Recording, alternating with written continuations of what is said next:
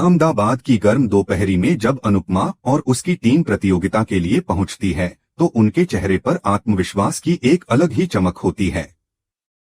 वे सब लाइन में खड़े होकर रजिस्ट्रेशन फॉर्म भरने का इंतजार कर रहे होते हैं और वहीं आसपास खड़े नौजवान लड़कों की टोली अचानक हंसी उड़ाने लगती है। उनमें से एक लड़का व्यंग्य से अनुपमा से पूछ बैठता है, क्या आप अपनी पोती के लिए फॉर्म भरने आई हैं? उस लड़के की बात सुनकर वहां खड़े कुछ और युवा भी हंसने लगते हैं, मानो अनुपमा की उपस्थिति ही मजाक हो। लेकिन अनुपमा मुस्कुराकर बड़ी सहजता से जवाब देती है, नहीं, हम खुद के लिए फॉर्म भरने आए हैं। यह सुनकर हंसी और तेज हो जाती है, लेकिन अनुपमा का आत्मविश्वास डगमगाता नहीं। उसी पल जसप्रीत, जो कि अनुपमा की डांस टीम की एक सदस्य है, गुस्से में अपनी मुट्ठियां भींच लेती है और सामने खड़े लड़कों से भिड़ने ही वाली होती है, लेकिन अनुपमा उसे तुरंत रोक लेती है। वह जानती थी कि पहले ही दिन किसी भी विवाद से उनकी टीम की छवि बिगड़ सकती है और यह प्रतियोगिता के लिए नुकसानदेह होगा। रिसेप्शन काउंटर पर खड़ा आयोजक का एक व्यक्ति उन्हें चेतावनी देता है कि प्रतियोगिता के नियम बहुत सख्त हैं। अगर किसी भी कारण उनकी टीम का एक भी सदस्य बीच में छोड़कर चला जाता है तो पूरी टीम को अयोग्य घोषित कर दिया जाएगा। यह सुनकर जसप्रीत थोड़ी घबरा जाती है और वह अनुपमा से कहती है कि क्या वे चौल की महिलाओं पर यह विश्वास कर सकते हैं कि वे बीच में नहीं छोड़ेंगी। अनुपमा कुछ पल के लिए सोच में पड़ जाती है, लेकिन तुरंत ही दृढ़ता से जवाब देती है, मुझे अपनी टीम पर पूरा भरोसा है। हम सब मिलकर परफॉर्म करेंगे, चाहे कोई कुछ भी कहे। वहीं आसपास खड़े लोग, जो शायद पहले कभी इस उम्र की महिलाओं को नाचते हुए देखने की कल्पना भी नहीं कर पाए थे, अब उन्हें देखकर कानाफूसी करने लगते हैं।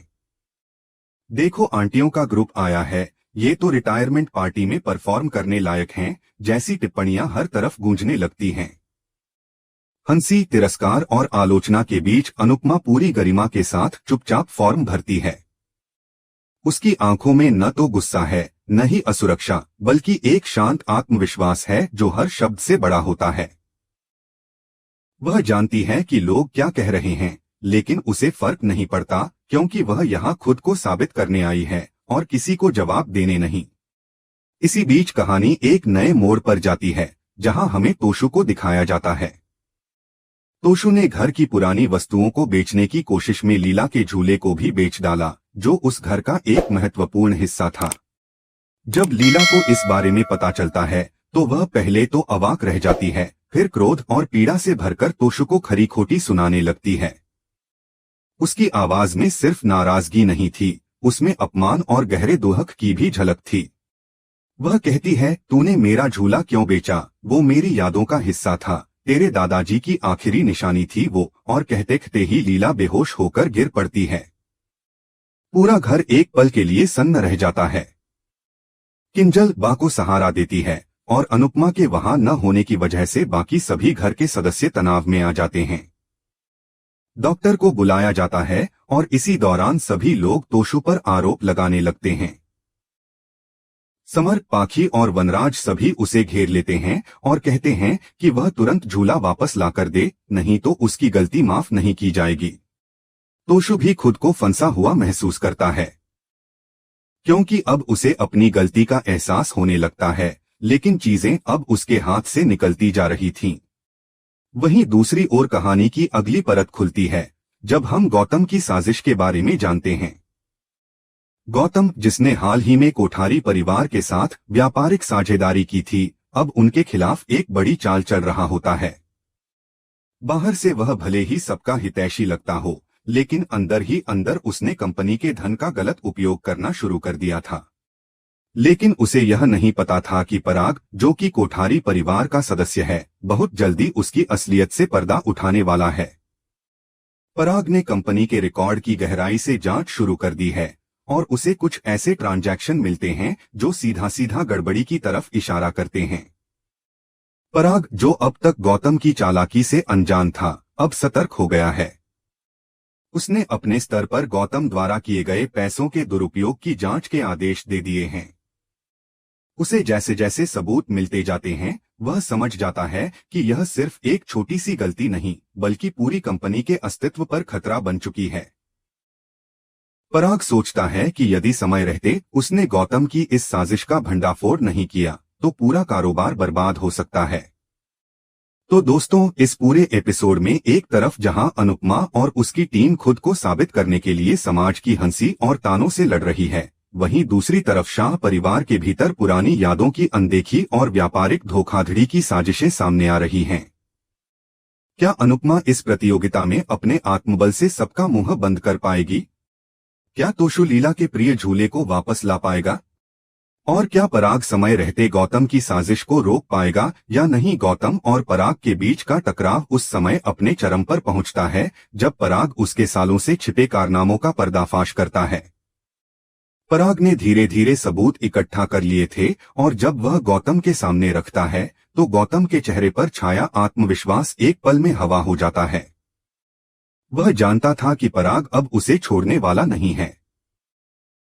पराग बिना कोई देरी किए यह फैसला लेता है कि अब गौतम को कोठारी परिवार और उनकी कंपनी से बाहर निकालना ही सही होगा, क्योंकि उसने न सिर्फ परिवार के साथ धोखा किया बल्कि वर्षों तक कंपनी की छवि को नुकसान पहुंचाया।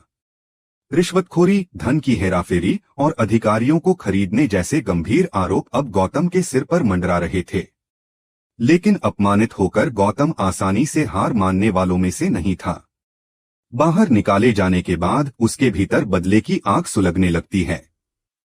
वह खुद से वादा करता है कि वह कोठारी परिवार को सबक सिखाकर रहेगा और अब उसका अगला कदम पहले से भी ज्यादा खतरनाक होगा।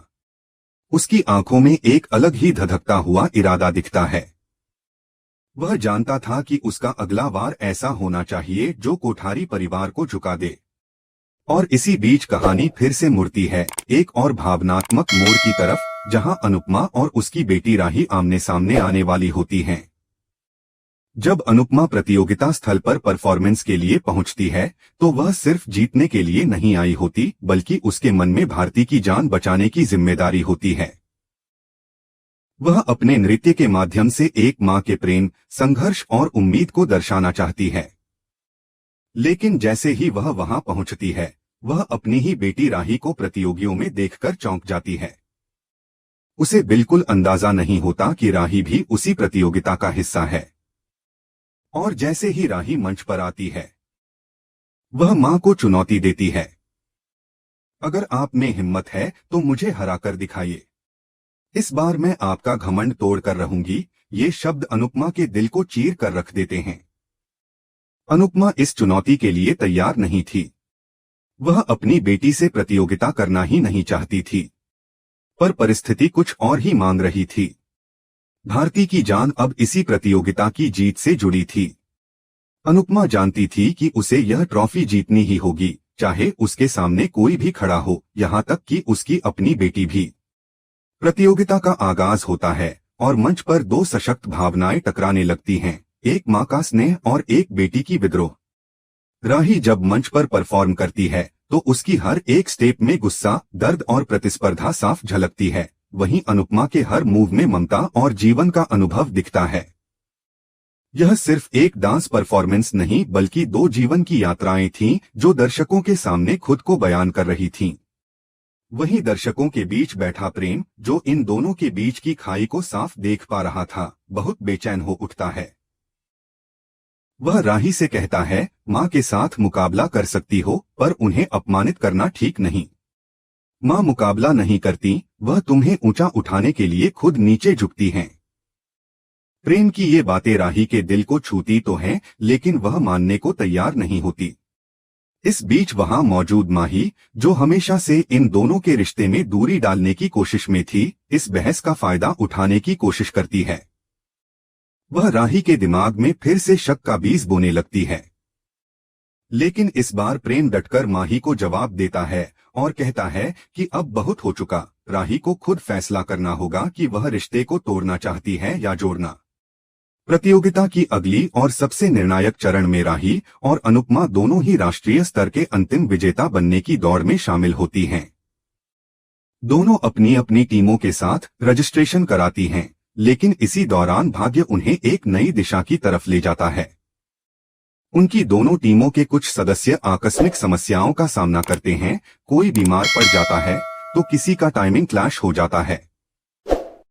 ऐसे में आयोजकों के सामने यह प्रस्ताव आता है कि अगर वे जीतना चाहते हैं तो उन्हें एक साझा प्रदर्शन देना होगा। यह स्थिति ऐसी होती है जहां दोनों के पास कोई दूसरा विकल्प नहीं बचता। वे इस प्रस्ताव को स्वीकार करती हैं, लेकिन उनके मन में तूफान मचा होता है। क्या वे एक साथ मंच पर आ पाएंगी? क्या उनके बीच की दूरियां डांस के माध्यम से मिट पाएंगी? जब दोनों मां बेटी मंच पर साथ आती हैं, तो पूरा हॉल शांत हो जाता है। एक तरफ उम्र का अनुभव तो दूसरी तरफ युवा जोश। जब ये दोनों मिलते हैं तो ऐसा प्रदर्शन होता है जो दर्शकों की आंखों में आंसू ले आता है। उनके डांस में कोई प्रतियोगिता नहीं होती, उसमें सिर्फ भावनाएं होती हैं। अनुपमा और राही की एक एक हरकत दिल को छूने वाली होती है। ऐसा लगता है मानो हर स्टेप उनके टूटे हुए रिश्ते को जोड़ने की कोशिश कर रहा हो। अंत में जब परफॉर्मेंस खत्म होती है तो पूरा हॉल तालियों से गूंज उठता है। राही की आंखों में आंसू आ जाते हैं और वह पहली बार मंच पर ही अनुपमा को गले लगा लेती है। यह सिर्फ प्रतियोगिता की जीत नहीं थी, बल्कि एक मां बेटी के बिखरे रिश्ते की जीत थी। तो अब दर्शकों के लिए यह देखने का समय है कि क्या यह भावनात्मक जुड़ाव उनके रिश्ते में स्थायी बदलाव लाएगा या यह सिर्फ एक क्षणिक मिलन होगा। आने वाले एपिसोड्स में इस भावनात्मक सफर की नई परतें खुलेंगी।